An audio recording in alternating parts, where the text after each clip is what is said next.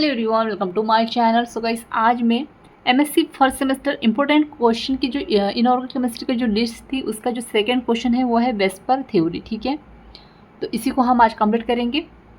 इसमें मैं जितने भी एग्जाम में आते हैं, ठीक है, जैसे कि BeCl2 BF3 इस वगैरह से जो भी आते हैं एग्ज़ाम में, मतलब कि इस पर थ्योरी द्वारा एग्जाम्पल दी जाती है कि एग्जाम्पल दीजिए इस तरह से।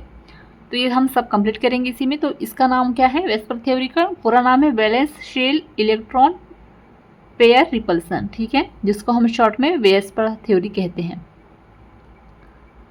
तो एग्जाम्पल के तौर पे समझेंगे तो काफ़ी आसानी से आपको समझ में आ जाएगा। ठीक है, तो चलिए देखते हैं। मोलिकुलर की आकृति या ज्यामिति को ज्ञात करने के लिए इस थ्योरी का उपयोग किया जाता है। मतलब किसी भी मोलिकुलर की जो आकृति होती है, किसी भी मोलिकुल की आकृति या ज्योमेट्री को ज्ञात करने के लिए वेस्पर थ्योरी का उपयोग किया जाता है, यूज़ किया जाता है। आ रहा है समझ में? किसी भी मोलिकुलर की आकृति को ज्ञात करने के लिए वेस्पर थ्योरी का यूज़ किया जाता है। अब यहाँ पे सिजविक एंड पोवेल ने सन 1940 में इस सिद्धांत का प्रतिपादन किया और इसे गिलस्पी एंड नाइहोल्म ने 1957 में विकसित किया। अब आप इसको इस तरह से चार वैज्ञानिकों के नाम दिए हैं यहाँ पे। तो सिजविक का SP, गिलेस्पी का G और N, SPGN। तो इस तरह से भी आप क्या कर सकते हैं, इसका एक याद करने का ट्रिक आप इसको इस तरह से कर सकते हो, ठीक है, SPGN से। तो सिजविक एंड पॉवेल ने 1940 में इस सिद्धांत का प्रतिपादन किया था और गिलेस्पी और नाइलहोम ने इसको 1957 में विकसित किया। आ रहा है समझ में? आप इसको शॉर्ट फॉर्म में SPGN के नाम से ट्रिक लगा के याद कर सकते हैं। ठीक है, फिर आगे देखेंगे। वेस्पर थ्योरी के मुख्य बिंदु इस प्रकार है, तो देखते हैं आगे। यह सिद्धांत उन मॉलिक्यूल की आकृति स्पष्ट करता है जिनमें लोकलाइज इलेक्ट्रॉन पेयर बंद होते हैं। ठीक है, नेक्स्ट है कि किसी मॉलिक्यूल की केंद्रीय परमाणु से संयोजकता इलेक्ट्रॉन पेयर की युक्त ऑर्बिटल इस प्रकार व्यवस्थित रहती है कि वे एक दूसरे से अधिकतम दूरी पर रहें, जिससे उनमें न्यूनतम प्रतिकर्षण हो। मतलब कि इनकी जो बीच की जो दूरी हो वो क्या हो, इतनी दूरी में रहे, या आपस में सभी इनमें क्या होगा, प्रतिकर्षण हो। ठीक है, अब एग्जाम्पल दिया है BeCl2 का।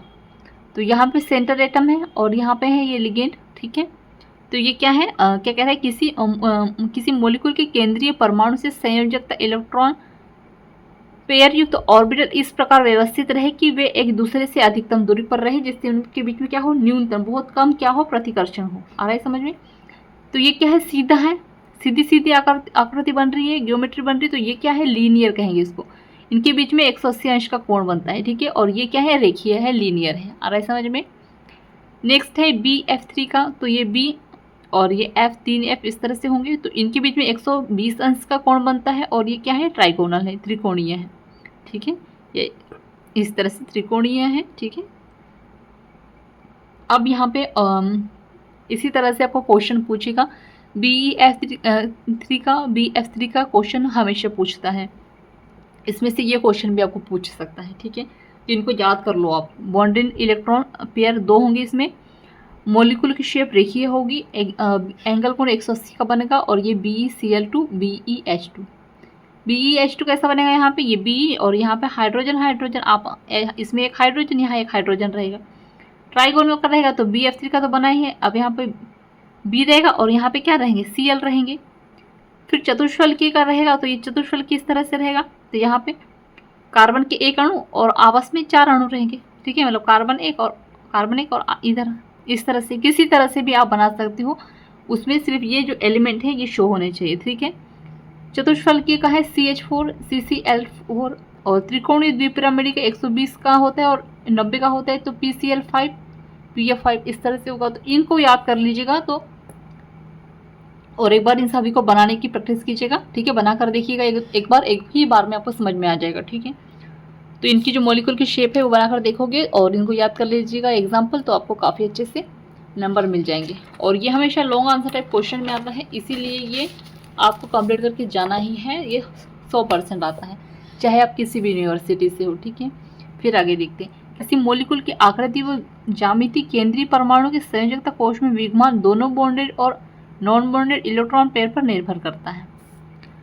आगे देखेंगे लोन पेयर इफेक्ट। तो एकाकी इलेक्ट्रॉन युग्म प्रभाव। केंद्रीय परमाणु की सतह पर बॉन्डेड इलेक्ट्रॉन पेयर की अपेक्षा लोन पेयर ऑफ इलेक्ट्रॉन एकाकी इलेक्ट्रॉन युग्म अधिक स्थान घेरता है, इसलिए यह ऑर्बिटर को थोड़ा दबा भी देते थे या प्रतिकर्षित हो जाते, जिससे अणु की शेप अणु की आकृति भी बदल जाती है और बॉन्ड एंगल में भी परिवर्तन आ जाता है। अब स्वाभाविक सी बात है, अब अणु की जो आकृति बदलेगी तो उसका बॉन्ड एंगल भी बदल जाएगा। तो गाइस यहाँ पे जो है हमारा टॉपिक एंड होता है, और ये एग्जाम के तौर पे काफ़ी ज़्यादा इंपॉर्टेंट है और हमेशा एग्जाम में आता है और लॉन्ग आंसर टाइप क्वेश्चन में आता है। ठीक है, जैसे कि मैंने MSc first semester important question में ये टॉपिक अपलोड किया है, ऐड कर दिए हैं, और आप किसी भी क्वेश्चन पुराने पेपर क्वेश्चन उठाकर देखेंगे तो ये आपको क्वेश्चन वहाँ ज़रूर मिलेगा, चाहे आप किसी भी यूनिवर्सिटी से हो। तो वीडियो पसंद आए हो तो प्लीज़ चैनल को सब्सक्राइब कर दीजिएगा, बेल आइकन प्रेस कर दीजिएगा, और MSc केमिस्ट्री और सेमेस्टर के नोट्स परचेस करने के लिए आप मुझे व्हाट्सएप पर मैसेज कर सकते हो, डिस्क्रिप्शन वर्सन में शेयर कर दिए हैं। Thank you.